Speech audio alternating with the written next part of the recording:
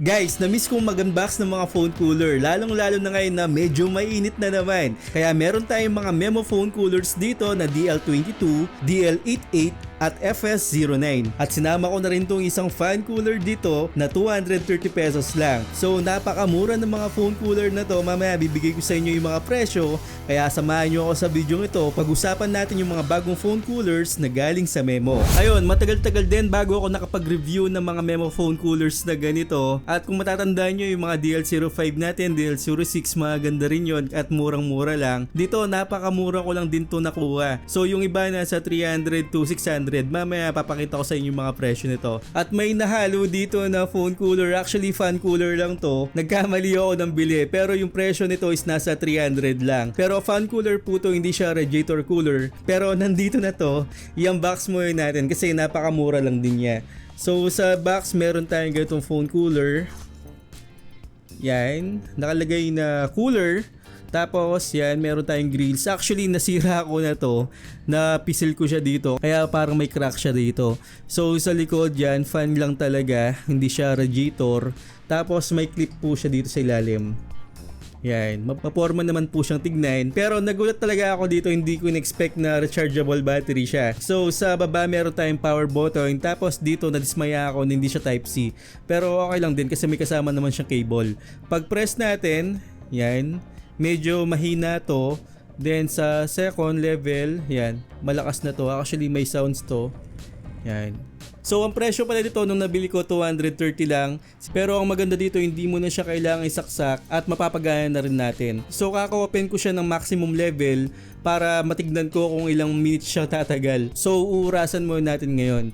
Pero para may idea kayo kung anong itsura niya sa cellphone natin, yan, ganito po yung itsura niya. Actually napaka-forma talaga. Sa gilid. Yan, may space para dun sa hangin natin. Yan. Ang cons ko dito, tumatama yung power button natin. Hindi siya parang may uka dito sa gilid. So isang cons ko yun. Pero ganyan yung itsura niya, maporma naman siya tignan. At sa bandang dito may mga hangin na lumalabas. So mapapalamig rin natin yung kamay natin dito. Pero kung di yung nagugustuhan yung ganito, meron naman tayong mga Memo phone coolers naman. So 230 lang to. Pero effective naman to kapag maglalaro tayo. Yun nga lang, orasan natin yan kung ilang minuto siyang tatagal. So parang nasa 3 to 4 minutes na siyang naka-open. I-check natin. Malay natin nabutin siya ng mga isang oras, diba? So goods yun. Itabi muna natin dito. Unahin muna natin tong Memo DL88. Yan, meron tayong digital display dito. Tapos napaka-forma niya talaga. So yun yung box niya. May mga nakalagay pa dito. Hindi ko alam kung ilang wattage to. Pero check natin temperature mamaya kung mabilis ba siya magpalamig o gaano siya kalamig. So sa box, yan yung box niya. Sa loob, meron tayong plastic cover dito. Yan. May mga manual pa tayo dito. Yan, kung gusto niyo ng mga manual, meron tayong ganito. Tapos Type-C cable, Type-A to Type-C cable. Then at last yung DL88 natin. Yan, may power button tayo dito sa gitna. Yung pagka-plastic naman ito, yan, matibay naman siya. Hindi siya mahuga. Unlike sa mga DL05 na nasubukan ko, pag press ko dito parang umuga siya. Tapos yung clip naman nito, yan, nasa taas lang, sa baba wala. At yung mga nagugustuhan ko sa mga gatong cooler, yung mga ganito nila, kasi hindi tumatama yung power button natin. Sa cooling plate naman, aluminum to, hindi siya made of rubber. Yan, malawak naman siya. Sa mga gilid, kita yung plate natin sa loob. Yan, parang bold talaga siya. Yan, magkabila. So, mabilis to magpalamig. Ibig sabihin dito, yung heatsink niya, mapapalamig agad. So, mag-transfer siya ng cold dito. Dito yung heat natin. Pero kapag mas malamig yon, mas lalamig din to. So, astig niyang tignan. I-power on natin. Yun. May nakalagay dyan na L1. Ibig sabihin level 1, level 2, level 3. Yan. Level 1, level 2, level 3. Tapos, power off. Yan. Nagugustuhan ko na yung RGB nito. May napapansin ako ng iba't ibang kulay talaga. Pero ang cons dito, hindi mo siya ma-adjust. Wala tayong Bluetooth connection dyan. Ganyan lang talaga siya. Yan. Napaka-smooth ng kulay sa paningin ko. Pag sa level 1, yan, medyo mahina yung fine niya. Level 2, malakas. Level 3, yan, sobrang lakas na. At makikita natin yung temperature display natin. Dito naman sa baba yung Type-C port natin. Yan, makita nyo ba yung Type-C port? Pero lagay mo natin. Hindi siya rechargeable na katulad dun sa in-unbox natin na una. Fine kasi yon. So gumagana pa, parang nasa 10 minutes na siya. Yan, gumagana pa rin. Lagay lang natin dito sa gilid. Ang presyo po nito is nasa 674. So nabili ko siya ng ganyan. Pero quality naman talaga. Yan, palamigin muna natin dito kasi nawakan ko sa likod. Yan, napansin nyo? May ano na siya. Ibig sabihin na kapag nagmo-moist yung mga phone cooler na ganito, effective siya. Lalong-lalo na kapag nag-games tayo ng mga heavy graphics na games like yung mga Genshin Impact, mga ganon, automatic na kayang-kaya na to. So, yan. Tsaka hindi ibig sabihin na nag-moist siya, papasukan na agad yung phone nyo. Kasi wala namang condensation na mangyayari sa loob ng phone nyo at nakasarado yon. Huwag lang talaga yung mga Red Magic na phones na may mga fine. So, dito okay lang siya. So, nasabi ko na kanina, diba, yung clip nandito. Pero, tignan natin kung anong itsura niya pagdating dun sa phone. So, ito yung sinasabi ko, hindi tumatama yung power button natin. Yan. Kita nyo yung kulay red. Hindi tumatama yung power button kapag ganito yung mga clip natin na parang nakapangil. Yan, nastig siyang tignan.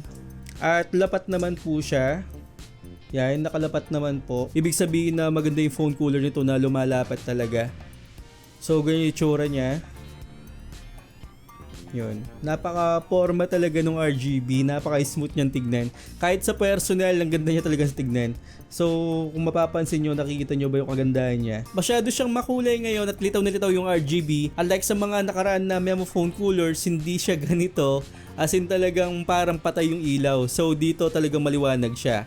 Nasa 600 lang po to yung mga link ilalagay ko sa baba. So check natin yung temperature. Ngayon kasi nasa 21 degrees Celsius tayo. I-check natin sa thermal imager para may idea po tayo. So dito yung kulay black, kung mapapansin nyo, yan yung lamig. Ngayon umabot siya ng 12 degrees Celsius, 11. Yung nasa gitna kasi, yun yung talagang temperature natin, yung parang green. Yan, makikita nyo rin naman dyan eh. So 11, pero dito hindi siya match, parang nasa 20, yan, nasa 20 pa lang din siya. Pero kapag sa actual, mas malamig po siya. Yan, 11. At saka depende rin sa room temperature natin na, kasi ako parang kulub ako dito, wala naman ako ng aircon at electric fan lang yung gamit natin. Pero mas lalamig pa to kapag naka-aircon tayo kaya nasa labas tayo. Siguro papatak pa to ng mga 9. At hindi ko lang alam kung ilang wattage nito, siguro nasa 9. Pero check ko yung manual mamaya. Ilalagay ko na lang sa description kung ilang yung wattage nito. Pero yan, bumaba pa rin. Nasa 11 pa rin, which is okay naman. Mapapagana pa rin natin sa mga heavy graphics. At ang payo ko kapag gagamit tayo ng mga phone cooler na ganito, ilagay muna natin o i-on muna natin yung mga phone cooler bago tayo mag-games para hindi masyadong may stress yung mga phone natin. So ito yung DL8A. Yan, napaka-astig. So highly recommended ko to. Check naman natin yung isang phone cooler na galing sa Memo. At ito naman yung FS09 natin. May nakalagay dito na combat. Yan. So parang pareho siya ng box dun sa unang in-unbox natin. At meron din siyang temperature display. Then FS09. So ang presyo naman nito is nasa 470, which is okay na din. Yan, ganito yung tsura niya. Meron tayong manual dito. Sa loob ng box, meron tayong Type-C cable pa rin. Yan. Yung manual. Tapos yung box na katulad nung kanina. Uy, eto naman, dun sa box meron siyang temperature display. Pero dito hindi ko siya nakita, parang wala. Pero nandiyan pa rin yung combat natin. At matibay naman din siya. Pwede na sa 400. Yung cooling plate naman nito, ito siya. Parang aluminum din siya at metal, hindi siya rubber. Then na-adjust din sa taas yung clip. Tapos yung clip niya ganyan din, hindi rin tatama yung power button natin. Yan, astig naman siya tignan. At mas maganto dun sa isa. Then may power button tayo dito sa baba. At sa gilid naman, meron tayong Type-C port. Check natin, i-power on natin. Kung na-open na siya, ang ganda pa rin ng pagka-RGB nito. Oh. Astig pa rin siyang tignan. Yun o, ang ganda. May level ba to? Uy, may level siya. Ito naman baligtad, naiinaan siya. So, mas malakas yung una. Ito naman, parang number 2. Ay, hindi. Parang number 3 na yung una. Number 3. Number 2. Tapos number 1. Tapos power off. So, baligtad to. Baligtad siya. Mas malakas yung una natin. At parang narinig ko rin na malakas din yung fan nito. Sa gilid naman, makita natin yung mga hinsik natin dito. Yan, may mga ventilation, magkabila. Pero napoporma yun ako. Yun nga lang, missing yung ano dito, digital display. Sayang. Pero check natin yung temperature yan. Nag-moist na siya. Ibig sabihin na maganda yung phone cooler. Yan, effective. Pero check natin kung mas malamig ba to kaysa dun sa isa. At gumagamit ako ng malakas sa charger dito para makita natin kung ilan yung potential nito. Kapag gumamit kasi tayo ng below mga 20 watts, hindi niya kakayanin talaga. Kaya siguro mga 20 watts pwede na yun. Yan, nag-moist pa rin. Sa temp naman natin, yan, kulay black. Ibig sabihin na malamig yung phone cooler. At dito, 11 din yung nakukuha natin ngayon. Pero baka bumaba pa yan. Ayun, nag-10 din siya. Pero malamig na to Baka pumalo pa siya ng 9. Pwede na, di ba? So yun, 10 degrees Celsius. Yan, nag-moist siya. Pero kapag tinapat natin sa phone cooler to, hindi siya mag-moist kasi kapag lumalaban yung init ng phone nyo, talagang kontrahan sila. Pero kapag malamig naman yung phone nyo, hindi siya mag-moist ng ganito. So yun, 470 lang to. Highly recommended ko siya. Nadismaya lang ko na wala siyang digital display. Pero kapag naglalaro naman tayo, hindi naman natin makikita yung digital display na ganito. So next tayo. Gumagana pa yung phone cooler natin. Hindi pa siya na low bat. Mga nasa 20 minutes na siyang naka-open. So dito naman tayo sa last. Meron tayong DL22. Yan yung itsura niya. Mas nagugustuhan ko sana yung yellow kaso walang available. Yan, same lang din. Same lang din yung mga packaging nito. Dito naman may pagka robotic style. Tapos pwede nating lagyan ng tripod siguro dito. So open natin. Ayan, ito yun. Tapos meron tayong type A to type C cable. At manual. Yun, may manual pa rin tayo dito. Okay, ganito naman yung itsura ng DL22. Yan. Actually mas matibay siya dun sa mga dalawa. Mas sturdy dito. Yan, walang alog. Kasi nga siguro nga pwede tayong maglagay ng dito, tripod. Sa likod, yun lang. Malit yung cooling plate nito compare dun sa iba, pero dito yata cooling plate din to. Pero i-try natin mamaya. Pero ang nagugustuhan ko nga dito, yan, ganun pa rin. Hindi tumatama yung mga power button na ganyan. Tapos, sa taas din yung clip nito. Actually, lahat sa taas yung clip. Sa baba, hindi gumagalaw yung clip. Pero ang presyo nito nasa 370 lang napakamura niya. At ngayon, i-test natin, tignan natin yung itsura niya kapag naka-power on siya. Yun. Uy, ang ganda rin ng RGB. So, nagugustuhan ko yung mga RGB na ganito, yung mga ibang mem phone coolers kasi dati, ang pangit ng mga RGB. Saktong-sakto lang. Ito kasi maliwanag siya ngayon. Yan. Astigo. Dito, ano bang nilalagay natin dito? Kapag naglalaro ba tayo, may nilalagay ba kayo sa mga ganito? Yan, hindi ko alam kung para saan to. Comment down below kung ano yan. At naalala ko pala, meron tayong giveaway ng phone, yung Nuvia Music. Pamamibigay ko sa inyo yun. At sa mga hindi pa nakasubscribe, mag-subscribe na kayo. I-check nyo yung Nuvia Music na review natin. Nandun yung mechanics kung paano kayo sumali. Madali lang naman, like, comment, subscribe lang naman dun. At mag-comment kayo dun. At malapit na tayo mag 100,000 subscriber. Kapag naka 100 na tayo, i-raffle natin yan dun sa live. So check nyo yung video na yon. Sayang kasi baka kayo yung manalo. Pero balik tayo dito. Yan, meron tayong ganito. Nagugustuhan ko naman yung itsura niya. Sana nakuha ko yung kulay na yellow. Pero dun sa gilid yan, parang may pagka robotic style siya. Pero malamig na siya, nag-moist na siya. Huwag ko munang hawakan kasi gusto kong makita dun sa temperature natin, no? Dun sa thermal imager natin. Yan, yung clip naman nandito. Hindi siya masyadong mainit dun sa heatsink niya. Pero check natin yung sa temperature. Uy, mas malamig to. Yan. Nag 2 degrees Celsius lang siya, Yung kulay green. Yung pinopoint niya. Ayun, 1 pa nga Uy, 0. Nag-negative to, mas malakas to. Yun nga lang maliit yung heatsink niya. So, mas malakas to compare ko dun sa dalawa. Pero yung presyo nito napakamura lang Highly recommended ko pa rin sa inyo to. Pero dun sa isa, recommended ko pa rin sa inyo. Pero kung bambaragan, pwede na to. Yun nga lang, nagkulangan tayo ng heatsink dito. Dun lang sa malit na part lang yung meron. Pero astig, tignan nga natin ulit kung ang temperature niya ngayon. Negative yung nababasa niya. Actually, okay yun. Oo nga, negative 0.3 nga. Tama nga yung kulay green. Negative 0.3 yung nakikita niya. 0.2. Yan. Pero dito sa gilid niya, tingnan sa gilid. Yan, 34. Dun sa mga gilid niya, 34. Hindi malamig. Sa gitna lang talaga, negative 2. Ang bilis niya mapaglamig Negative 2 siya. So, nag-negative to. 300 lang, napakamura. DL22 to So, yun. Lahat ng link ilalagay ko sa description. Nagulat talaga ako sa DL22. Nag-negative yung temperature nito. Sobrang astig nun para sa akin. Siguro mas malakas yung wattage nito. Kaya ganun siya kalamig. Pero may nakita ako dito sa box niya. Yun pala. Yun. Kung mapapansin nyo.